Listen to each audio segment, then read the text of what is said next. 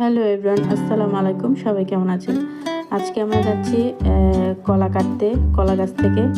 অবশ্যই আমাদের নিচে কলা গাছ লাগিয়েছি অনেকগুলোই।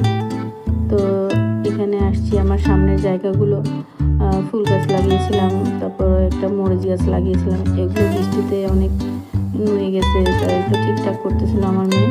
তো চলেন আমরা কলা বাগানে যাচ্ছি। আসলে আমাদের বৃষ্টিতে জায়গাগুলো একদম স্যাঁতস্যাঁতে হয়ে গেছে, ভিজা অনেক, যার কারণে হাঁটতেও কষ্ট হয়। নিচে আর নামা হয় না বৃষ্টির কারণে।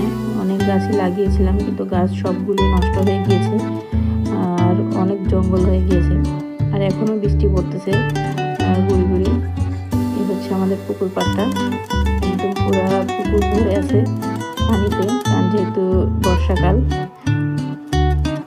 আর এই হচ্ছে আমাদের সেই কলা গাছ, যেখানে আজকে কলা কাটতে আসছি। তো আপনারা আমাদের ফুল ভিডিওটা দেখবেন।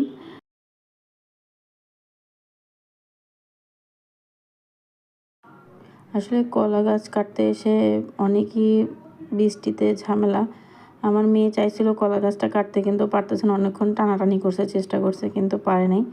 আমার অবশেষে আসতে হয়েছে। কলা গাছ একেবারে কাটতে হয়, না হলে তার কলা পারা যাবে না। আর এখানে দাঁড়ানো খুব কষ্টকর, যেহেতু প্রচুর ভিজা আর বর্ষাকাল, বৃষ্টি এমনিতেই পড়তেছে, আরও প্রচুর পরিমাণে এখানে জোক। আমরা জানি না আপনারা কে কে চীনা জোক চিনেন, একদম জোক কিলবিল কিলবিল করতেছে।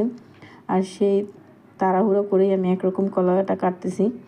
তো অবশেষে আমারই কাটতে হলো, আমিই কাটলাম। আর এই হচ্ছে সেই জোক, যেটা ভয় আমি পাইছি।